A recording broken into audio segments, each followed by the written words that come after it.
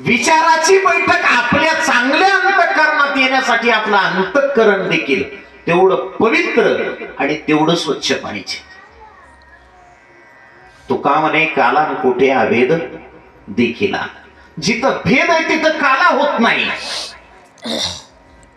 जिथं वाळवंट आहे, जिथं काहीच कोणत्याच विकाराची उत्पत्ती होत नाही, तिथंच महाराज काला होतो. नाही तर जिथं विकारी वृत्ती तिथं काला होत नाही. म्हणून अंतःकरणाची बैठक आपली चांगली असेल तर 100% हो, तिथं चांगल्या गोष्टी उद्भवायला वेळ लागत नाही.